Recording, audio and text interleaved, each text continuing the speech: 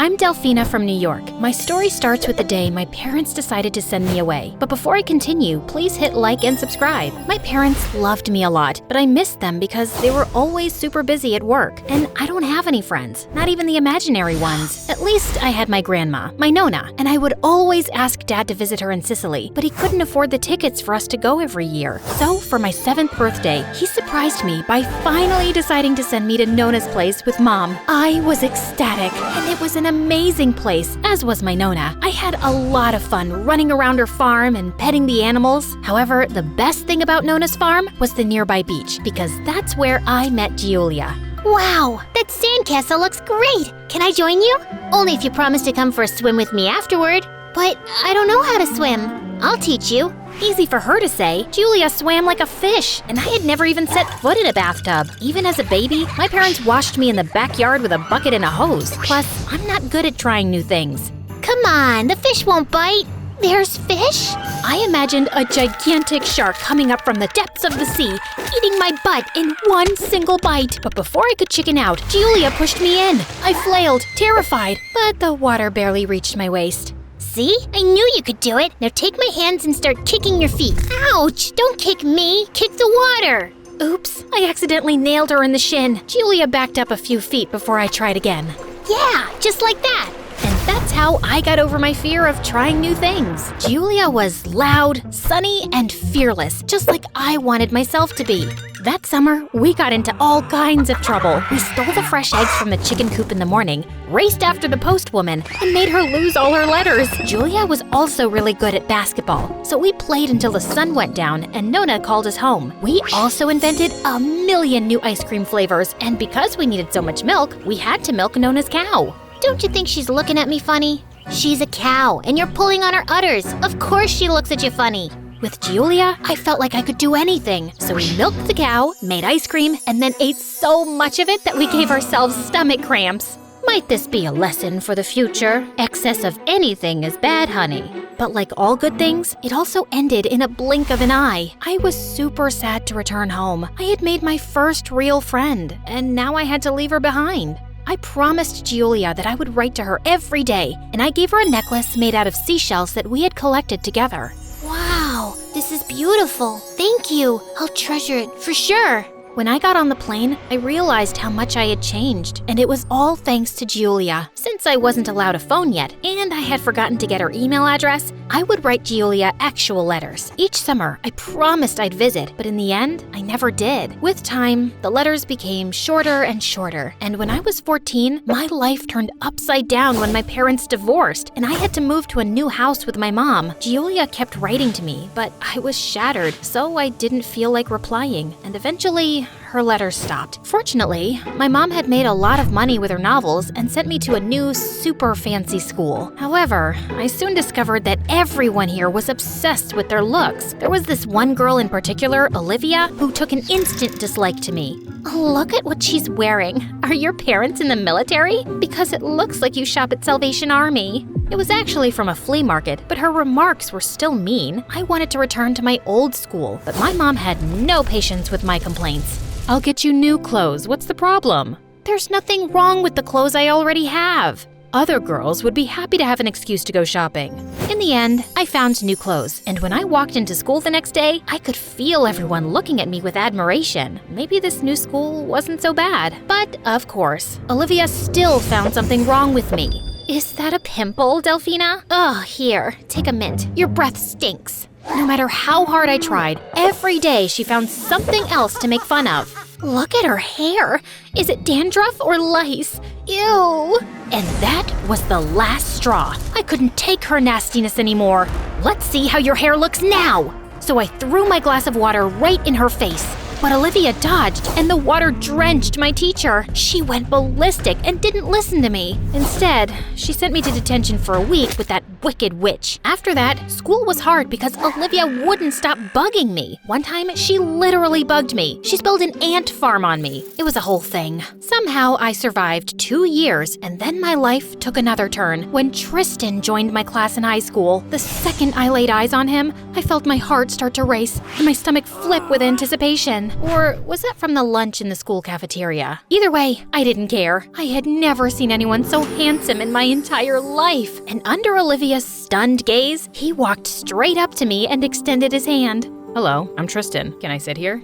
I kept staring at him. It was as if we had known each other for an eternity, just like in those romantic movies. Tristan didn't wait for a reply and just sat beside me, and he kept smiling at me. In class, at recess, at lunch. Well, in a matter of days, he became close to me and became the most popular guy in school. He always had the best brands and wore the latest fashion, and he was too good at sports, so he joined the basketball team as well. I was wondering, OMG, he joined it because of me. Well, the more Tristan paid attention to me, the more Olivia got jealous, and her pranks grew cruel. She would drop ketchup in my bag and cut my gym shoelaces. She even threw chewing gum in my hair. OMG, I'm sorry. I was spitting it out, and I don't know how it ended up in your hair. OMG, you're such a liar. Do you always spit your gum 5 feet across the room when you're spitting it out? This is insane. I was about to cry, but when I saw how worried Tristan was, I forgot everything, and he gently pulled it out by using the ice from the cafeteria, and I could see Olivia's face in dismay. The other day, the teacher called Olivia up to answer a question on the board when, rip! As she struggled to stand up, her pants ripped apart. Turned out, someone had put glue on her chair. Surprisingly, no one felt bad for her. I guess that's what you call karma. Revenge. Finally, she knew how I felt every day. But who could have glued Olivia's chair? I looked around and Tristan winked at me. Did you do this? Yeah, it was about time that someone taught her a lesson. No one had stood up for me in all that time, and it touched my heart. I discovered that Tristan was a lot of fun, almost as much fun as Julia. And whenever Olivia tried to be nasty to me, Tristan would retaliate with an even bigger prank. Soon, Tristan and I became inseparable. In particular, we enjoyed playing basketball together. Come on, is this all you've got? Let's play another game and I'll show you. We played one game and then another one until it started raining, but we still didn't want to stop. But then I slipped and luckily I landed on Tristan's strong arm. Our eyes met and I felt a spark between us. Wow, he's really handsome, isn't he? I was living a dream. After a few days, it was my birthday and I could hardly wait for him to surprise me. Or perhaps propose to me. I wasn't ready for a proposal, but I did have a David's Bridal catalog, just in case. Yeah, you said something? Me? No, nothing. What? Do you want to say something? No, just focus on work, jerk. I was so mad that he forgot to wish me a happy birthday. I couldn't even sleep. I kept tossing and turning. Just then, my phone rang, and it was him. I couldn't wait anymore, so I picked it up on a single ring. Hi, come down, please. What? I looked out, and Tristan was in front of my house. I got so excited that I tried to jump from the window, but then I realized I wasn't Rapunzel. But I didn't feel any less than a princess that day. My mom was away, so it was easy to sneak out of the house and go with Tristan. We drove to a quiet spot where you could see all of the sparkling lights of New York. He finally wished me happy birthday. And man, it was super romantic. The way he looked at me, perhaps he was thinking the same thing. He leaned in, and I closed my eyes, waiting for a kiss, but I have something to tell you. I really like you, Delphina, but there are things about me you don't know, and I'm not sure I'm ready to tell you. You have secrets?